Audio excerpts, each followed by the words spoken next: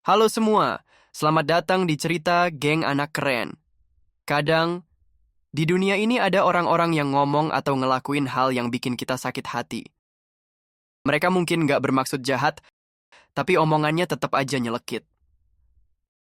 Nah, kalau hal kayak gitu terjadi, gimana ya cara menghadapinya? Tenang, Geng Anak Keren punya caranya sendiri buat ngadepin itu. Cerita dimulai di halaman sekolah yang cerah. Di sana ada Dimo, salah satu anggota Geng Anak Keren. Dia lagi asyik banget main skateboard sendirian sambil nyanyi-nyanyi kecil. Skateboardnya Dimo itu unik, ukurannya lebih kecil dari biasanya. Itu gayanya Dimo dan dia suka banget. Tiba-tiba, datang dua anak lain menghampiri Dimo. Salah satu dari mereka nunjuk skateboard Dimo, terus bilang, Dimo, skate-nya kecil banget, cocok buat bocil." Anak yang satunya lagi langsung ketawa ngakak. "Iya, bener. Kamu kayak mau jatuh tiap saat kalau pakai itu." Dimo langsung berhenti main. Tawa kecilnya tadi hilang. Wajahnya yang tadinya ceria, jadi turun dan muram. Dia coba ketawa sedikit, pura-pura nggak apa-apa, tapi kelihatan canggung banget. Jelas dia sakit hati. Nggak jauh dari situ, Rayo dan Lala, anggota geng yang lain, ngeliatin dari kejauhan. Lala langsung nyeletuk dengan cemas. "Duh, kasihan Dimo, dia kelihatan sedih banget." Rayo mengernyitkan dahi. Kayaknya dia dibully deh. Omongan mereka keterlaluan. Tanpa pikir panjang, mereka berdua langsung jalan mendekati Dimo. Sore harinya, geng anak keren kumpul di markas mereka, sebuah tembok keren penuh grafiti hasil karya Zico. Dimo duduk di pojokan, masih menunduk lesu. Dia cuma diam sambil memandangi skateboard kecilnya. Mika, yang paling peka di antara mereka, duduk di sebelahnya. "Bro, ada apa? Sini cerita sama kita. Kita semua siap dengerin." Mika menepuk pelan bahu Dimo. Dimo akhirnya mengangkat wajahnya. "Aku nggak suka dibilang bocil. Skateku emang kecil, tapi kan ini gayaku. Kenapa orang harus ngetawain hal yang aku suka?" Suaranya terdengar sedih. Lala ikut duduk di sebelahnya. "Itu namanya bullying, Dimo. Kadang orang ngomong tanpa mikir dulu, nggak sadar kalau kata-kata mereka bisa nyakitin orang lain." Rayo, yang dari tadi berdiri sambil bersandar di tembok, menambahkan dengan gayanya yang cool. "Betul. Tapi kita punya cara biar kamu tetap keren dan nggak kebawa omongan mereka. Jangan biarin mereka menang." Sementara itu Zico, si seniman geng, diam-diam mulai menggambar sesuatu di tembok dengan cat semprotnya. Rayo maju ke tengah. "Oke, dengerin. Ini solusi ala geng anak keren. Pertama, cara gua. Jangan kebawa emosi." Rayo pasang kacamata hitamnya.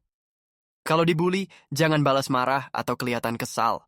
Orang yang ngebully itu malah makin semangat kalau kita kelihatan emosi. Tetap cool, kayak super cool." Rayo lalu memperagakan gaya slow motion cool walk yang langsung bikin anggota geng lain ketawa, termasuk Dimo yang mulai sedikit tersenyum. Lala giliran bicara. Kedua, cara Lala. Cerita ke orang yang kamu percaya. Kamu bisa ngomong ke guru, orang tua, atau ya, kita-kita ini. Lala menatap Dimo dengan tatapan meyakinkan. "Itu bukan ngadu, Dimo. Itu namanya menjaga diri sendiri. Kamu nggak sendirian." Dimo mengangguk pelan. Dia merasa sedikit lebih lega. Sekarang giliran Mika, si pemikir. Ketiga, cara Mika. Lawan dengan pikiran. Mika mengambil spidol dan menggambar diagram kecil di papan tulis portabelnya. Ada 3 kotak. Omongan orang, pilihan respon, dan perasaan kita. Kita nggak bisa ngontrol omongan orang lain, tapi kita bisa ngontrol pikiran kita sendiri. Kamu bisa pilih buat mikir. Justru inilah keunikanku, bro. Kamu yang atur cerita tentang dirimu sendiri, bukan mereka. Mendengar itu semua, Dimo bangkit berdiri. Matanya kembali berbinar. "Berarti aku nggak perlu ganti skateboard? Aku tetap main dengan skateboard kecilku ini ya?" Serempak, semua anggota geng menjawab, "Iya, tentu saja." Terakhir Zico. Dia baru saja menyelesaikan gambarnya di tembok. sebuah grafiti keren dengan tulisan, "Keren itu berani jadi diri sendiri." Zico menunjuk karyanya. "Ini buat kamu, Dimo. Biar kamu inget terus." Dimo melihat tulisan itu dan senyumnya merekah lebar. Dia merasa punya kekuatan lagi. Keesokan harinya di sekolah, Dimo kembali bermain skateboard dengan percaya diri. Tak lama, dua anak yang kemarin datang lagi. Salah satunya bersiap mengejek. "Hah, masih main skateboard kecil lagi?" Kali ini, Dimo nggak langsung murung. Dia berhenti, menarik napas dalam-dalam, lalu menatap mereka dengan tenang. "Terserah kalian mau bilang apa. Aku suka gaya kayak gini. Ini unik, dan ini aku."